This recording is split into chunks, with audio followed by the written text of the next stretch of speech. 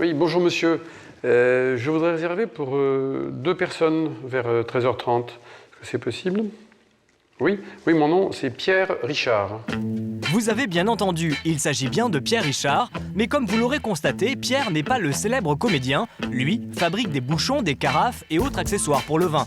Mais porter un homonyme aussi célèbre suscite souvent des réactions. Quand je sens que la personne a un arrêt comme ça, c'est moi qui prends l'initiative de dire je m'appelle Pierre Richard, mais je ne suis pas l'acteur. Et vous allez voir que porter un homonyme aussi célèbre est bien souvent un avantage. Nous avons suivi Pierre Richard dans ce restaurant, et même s'il n'est pas aussi connu, son arrivée ne passe pas inaperçue. Oui, bonjour monsieur. Vous avez une table au nom de Pierre Richard. Ah, c'est vous? Ah, oh, d'accord, bon, allez-y, installez-vous. Je pensais que c'était Pierre Richard lui-même, bien sûr. On avait réservé la meilleure table, mais bon, monsieur va profiter de... Vous êtes déçu un peu? Non, pas du tout, parce que vous avez l'air sympa. Aujourd'hui, avec Internet, on se rend compte que nous sommes nombreux à porter le même nom et prénom. Ça peut être un avantage lorsqu'il s'agit d'une personne célèbre comme Jacques Martin, Patrick Bruel ou encore Michel Blanc, mais lorsque c'est une personne peu recommandable, ça peut vite devenir un cauchemar. Bruno Testa en sait quelque chose. Un homonyme qui lui pourrit la vie. Bruno Testa n'est pas ce Bruno Testa-là. L'un écrit chaque jour le billet doux à la une de l'Union, l'autre est pompier volontaire à Vitry. Leur seul point commun, ils s'appellent pareil, ce qui cause quelques quiproquos dans la cité rose. Avenue. Bruno est pompier volontaire et celui qui lui pourrit la vie est un journaliste qui écrit des articles dans le journal local où il ne mâche pas ses mots. Une situation pas toujours facile à vivre pour Bruno, connu de tous pour sa sympathie et son dévouement. Sur le coup, j'étais ravi. J'ai dit, tiens, on pense un peu à moi, j'ai remis mon nom. Et puis, il est vrai qu'après, en lisant bien les articles, j'ai vu que cette personne-là n'avait pas du tout les mêmes opinions que moi sur certains points. Ça m'a pas fait trop rire, parce qu'il y avait des choses quand même un peu dures dedans. Et pour cause, une de ses amies, en lisant un billet qui parlait des gens de couleur, en des termes peu flatteurs selon elle, s'y est même laissé prendre de façon assez surprenante. Tu te rappelles la fois des articles Bah ouais, j'étais un peu choquée, hein. Bah oui, je sais. Bah, quand j'ai vu ton nom, je me suis dit, bah tiens, de quoi il parle Ouais, bah, ça m'a semblé un peu bizarre. Tu sais que j'ai eu pas mal de problèmes à cause de ça. En découvrant l'article, Claudine a été choquée que son ami Bruno tienne de tels propos. Et tant de couleurs, ça m'a touchée. Et voilà, je pensais pas que ça puisse venir de Bruno.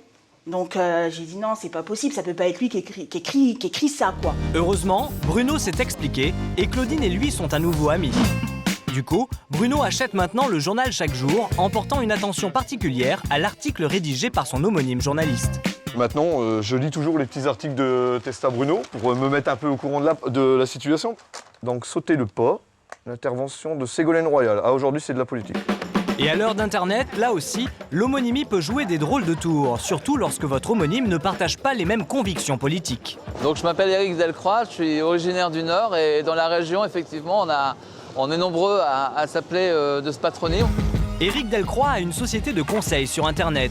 Il a eu la désagréable surprise de découvrir en tapant son nom et prénom sur un moteur de recherche qu'un autre Éric Delcroix était avocat pour le Front National. Donc là, on arrive sur la page Wikipédia de l'avocat où il est noté. Il est surtout connu pour son action en faveur du négationnisme de la Shoah. Ce qui fait que par rapport à moi, évidemment, ça a créé quelques soucis. Alors pour ne pas être confondu avec cet avocat, Éric Delcroix a tout fait pour envahir la toile et faire de l'ombre à son homonyme. Cette solution de créer une nouvelle page Wikipédia à mon nom était le seul moyen de contrebalancer le poids de sa présence au niveau de Google dans Wikipédia.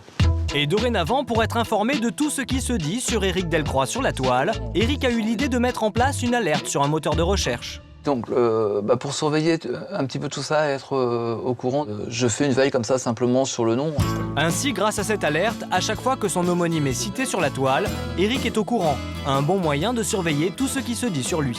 Car en France, on peut facilement être pris pour un autre. Nous avons rencontré Christophe Naudin, un spécialiste en criminologie. Aujourd'hui, en France, il est extrêmement complexe de prouver son identité. C'est même impossible puisque la loi ne l'a pas prévu. Actuellement, en France, notre identité est prouvée par notre nom, prénom et lieu de naissance, ce qui, en cas d'homonymie, n'est pas toujours suffisant. La chose la plus cocasse, c'est que les personnes qui ont une identité qui a été assurée et démontrée, ce sont généralement les personnes qui sont fichées à l'identité judiciaire. Celles-là, elles ont les moyens de prouver, et c'est une ironie de notre propre système, elles ont les moyens de prouver qui elles sont. Car être né au même endroit et porter le même nom arrive plus souvent qu'on le croit. Oh, j'ai jamais fait de politique, mais mon nom est bien connu dans cette mairie-là. Claudine Ledoux a 72 ans. Elle est aujourd'hui à la retraite. Et si son nom est très connu ici, ce n'est pas par hasard. Claudine, quel plaisir.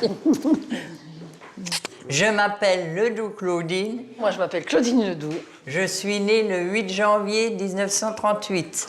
Et je suis née, non pas le 8 janvier, mais le 10 janvier. Ardennaises, toutes les deux. Ardennaises, ça c'est important quand même. Deux vraies Ardennaises, deux bonnes Ardennaises. Claudine, ancienne manutentionnaire, porte carrément le même nom que le maire de la ville.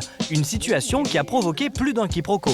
Mon amie Claudine qui est appelée parce que un rendez-vous que j'avais pris par exemple chez un médecin est annulé et c'est l'autre Claudine qui a l'information. J'ai reçu un colis qui n'était pas destiné pour moi et j'ai été lui remener.